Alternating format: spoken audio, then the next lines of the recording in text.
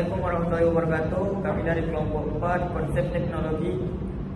Tugas 07 ingin mempresentasikan teknologi pendingin udara. Sebelumnya, kami ingin memperkenalkan diri dulu. Saya Ilham Fandi, NPM 2510175. Saya Grand Kolektif Sepus dengan NPM 2510143. Saya Daniel dengan NPM 2510134.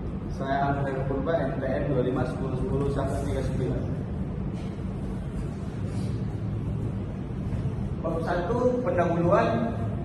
1.1 latar belakang. Pendingin udara atau lebih dikenal sebagai AC, air conditioner, adalah perangkat yang dirancang untuk mengontrol suhu, kelembapan, dan kualitas udara di dalam ruangan atau kendaraan. Pendinginan udara bekerja dengan cara menghilangkan panas dan kelembapan dari udara sehingga menciptakan lingkungan yang lebih nyaman dan sejuk.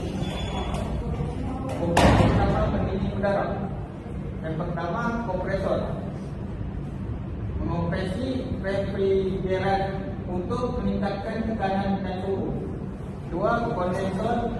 Mengubah refrigeran dari gas menjadi cair dengan melepaskan panas ke luar ruangan. Yang ketiga, evaporator.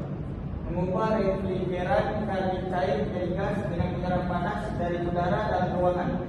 Yang keempat, katup ekspansi. Mengurangi tekanan refrigeran sebelum masuk ke evaporator.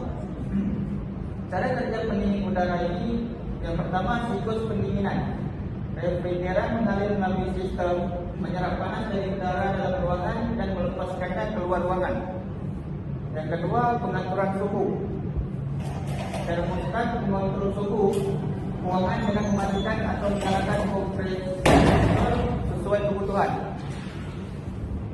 Jenis-jenis pendingin udara. Yang pertama, AC jendela. Dipasang di jendela dan berfungsi sebagai unit tunggal. Yang kedua, AC split terdiri dari 2 unit, indoor dan outdoor, yang dihubungkan oleh pipa refrigeran. Yang ketiga, AC sentral.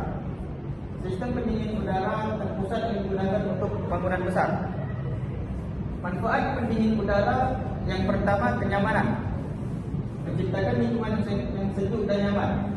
Dan yang kedua, pengendalian kelembapan. Mengurangi kelembapan udara untuk mencegah pertumbuhan jamur dan bakteri. Yang ketiga, peningkatan produktivitas. Membantu meningkatkan konsentrasi dan produktivitas dengan menciptakan lingkungan kerja yang nyaman. Dan bagian kedua, pembahasan 2.1 sejarah perkembangan pendingin udara.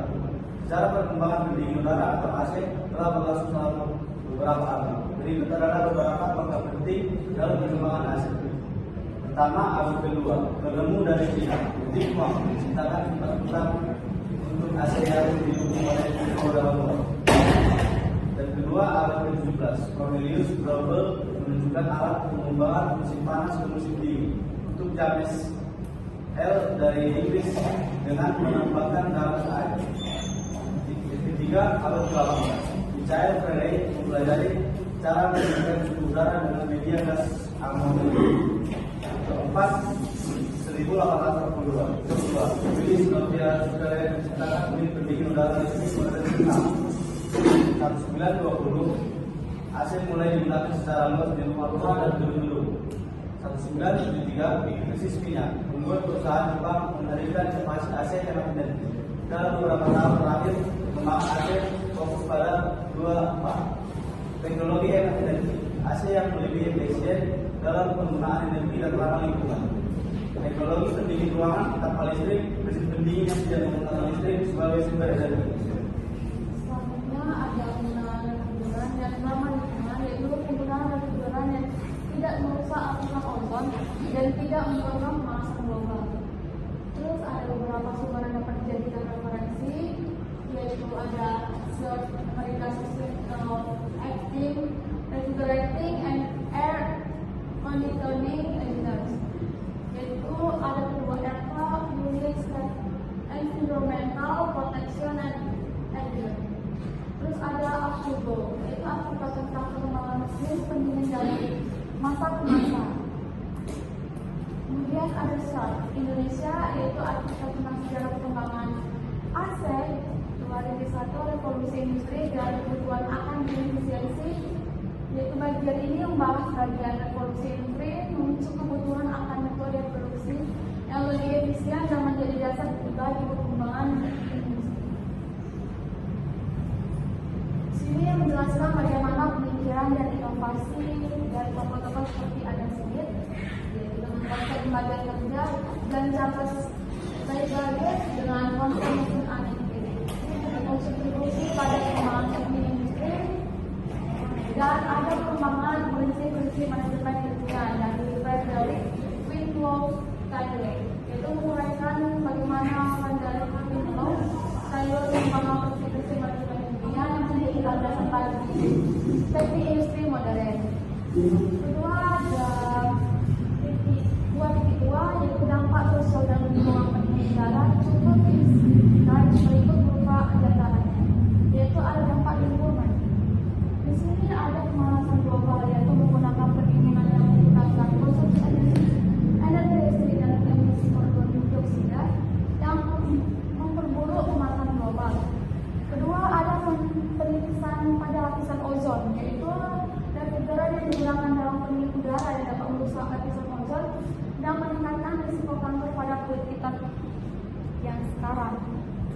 Terus ada polusi udara, yaitu pendinginan udara dapat melepaskan bahan kimia yang berbahaya ke udara dan lingkungan kita sekitar. Kemudian ada dampak sosial yang akan dilanjutkan seperti itu. Oke, yang pertama kesehatan manusia. Polusi udara dan pendingin udara dapat menyebabkan gangguan pernafasan, penyakit jantung, dan bahkan kematian prematur. Yang kedua, kualitas hidup. Penggunaan pendingin udara yang berlebihan dapat meningkatkan konsumsi energi dan biaya hidup. Yang terakhir, ketergantungan energi. Ketergantungan energi pada pendingin udara dapat meningkatkan konsumsi energi dan memperburuk kondisi energi. Oke, yang terakhir penutup. Kesimpulan, yang pertama, teknologi hemat energi menggunakan pendingin udara yang hemat energi dan ramah lingkungan. Yang kedua, sumber energi terbarukan menggunakan sumber energi terbarukan seperti energi surya untuk mengurangi ketergantungan pada energi fosil. Yang terakhir, pengelolaan yang baik, mengelola penggunaan pendingin udara dengan baik dan melakukan perawatan secara tepat. Mungkin sekian presentasi dari kelompok kami. Bila ada kata-kata yang salah atau kurang, kami mohon maaf. Kami akhiri. Assalamualaikum warahmatullahi wabarakatuh. Showed up here to where my boyfriend works. Honey, that's